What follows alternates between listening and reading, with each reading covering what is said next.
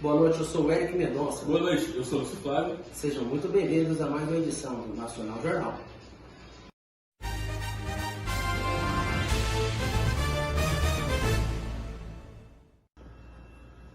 E nessa edição de hoje, essa edição especial, falaremos então da tragédia que está completando 12 anos, a tragédia de Itajaí, Santa Catarina. Um tema um tanto quanto complicado, né? Complicado, Lúcio, e complexo, porque são várias. O que acontece? Quando se acontece uma fatalidade, são um conjunto de fatores que levam para essa fatalidade. E, infelizmente, nessa época, nós tivemos várias intercorrências aí de fatores climáticos, até socioambientais. Então, assim, nessa pequenina edição de hoje é muito complicado de explicar, meu cara. Então vamos devagar por esse ambiente aí, desses problemas que ocorreram. Mas, primeiro, dá uma leve resumida para o pessoal que está assistindo aí de casa sobre os fatores climatológicos que ocorreram nessa tragédia aí. Eu anotei quatro pontos. Nós tivemos nessa época formação de ciclone, anticiclone, nós tivemos altos índices pluviométricos, chuvas intercorrentes. Lúcio, eu recebi no ponto do nosso diretor uma convidada hoje. Pode apresentar que fica melhor. Então, para explicar para o pessoal, a nossa discente em geografia, Caroline Silva, por favor. É com você, Caroline. Só um instante. Ok? Agora sim, com você, Caroline. É isso aí, Eric e Lúcio, muito obrigada pela sua introdução magnífica. Eu pautei alguns fenômenos aqui para a gente estudar eles junto e eu vou falar um pouco sobre eles. O evento aconteceu em novembro de 2008, ou seja, era outono em Santa Catarina. E no outono já é muito comum o aumento da incidência dos ventos, em frentes frias, mais nevoeiros, esse tipo de coisa, e uma temperatura, obviamente, mais baixa. E aí vamos falar dos eventos climatológicos em si, o que ajudou a todo o clima ficar estranho e absurdamente revoltado. Frentes frias é algo comum do outono que aqui se intensificou ainda mais. E o que é a frente fria? Frente fria é um fenômeno onde uma porção enorme de ar denso, ar frio, entra em uma região obrigando com que o ar mais leve, o ar quente, suba para as próximas camadas da atmosfera e lá condense-se e depois todo mundo sabe o que acontece, né? Vira chuva. Outro fenômeno também que não é tão comum, mas é algo comum, são ciclones e anticiclones. O anticiclone é um sistema de pressão muito estável. A pressão dele é estável, a temperatura também. A única diferença é que os ventos divergem, ou seja, eles não rodam em um centro só, como a gente observa aqui em ciclones. Eles ficam divergindo e ventando para outros lugares. Já o ciclone, ao contrário, eles são centros de baixa pressão e os seus ventos divergem, ou seja, eles convergem. Termos difíceis. Eles ficam rondando o mesmo centro de pressão. Já nos bloqueios atmosféricos, é uma junção de anticiclones que impedem que qualquer sistema sinótico saia do lugar, ou seja, ele estaciona mesmo.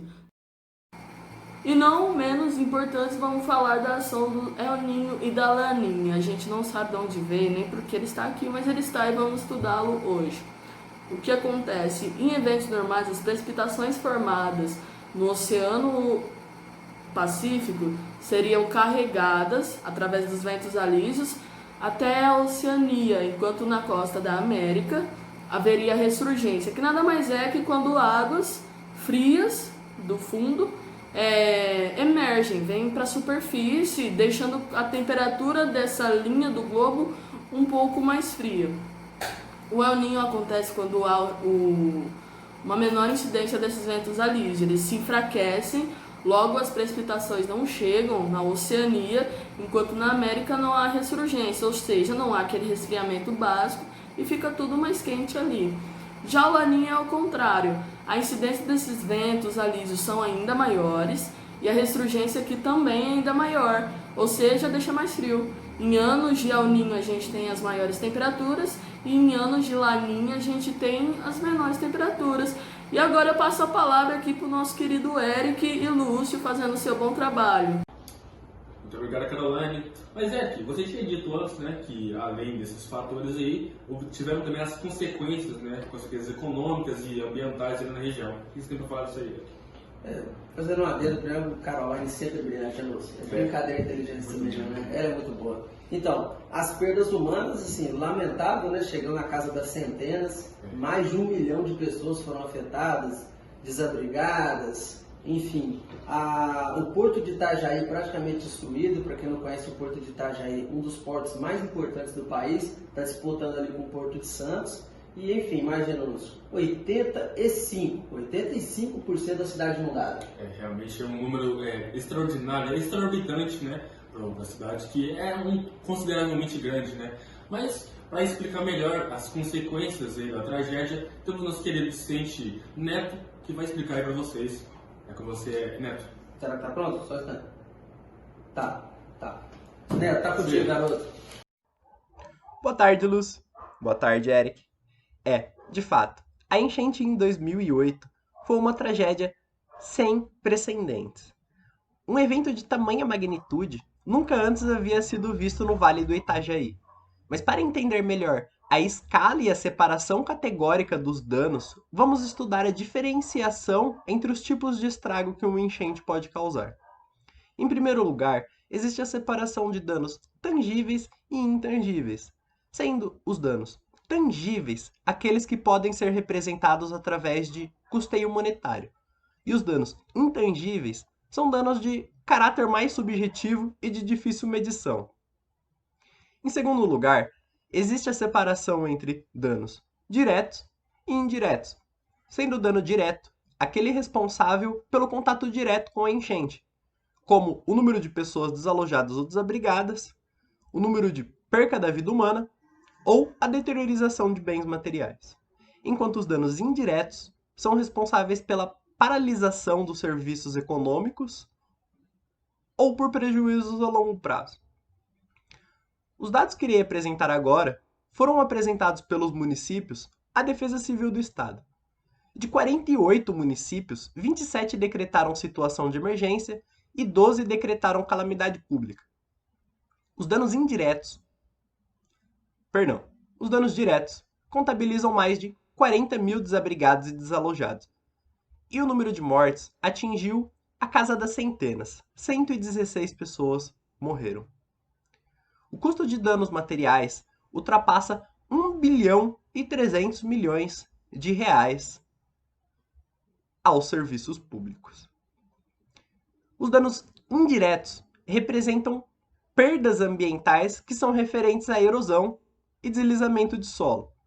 Eles chegaram a ser custeados em 150 milhões, mas o prejuízo causado à fauna e à flora é inestimável, visto que a contaminação da natureza é algo de difícil recuperação, é algo que não se pode voltar atrás com dinheiro. As perdas econômicas totalizam mais de 500 milhão apenas nas áreas da agricultura, pecuária e industrial. Isso é muito dinheiro. Além da tragédia ter custeado muito dinheiro, ela fez com que o Estado, especialmente os municípios próximos ao Vale do Itajaí, lucrassem muito menos com a paralisação das atividades econômicas. As perdas sociais que estão relacionadas com a interrupção dos serviços públicos custearam 770 milhões. Porém, a Defesa Civil do Estado de Santa Catarina, e em especial na cidade do Vale do Itajaí, ficou conhecida através de seu impecável trabalho e serviço à população. Muito obrigado, Neto, sempre conciso nos comentários. Uma boa noite a todos, boa noite, Carlos. Boa noite a toda a audiência, boa noite, meu caro amigo Eric. E esta foi mais uma edição do Nacional Jornal.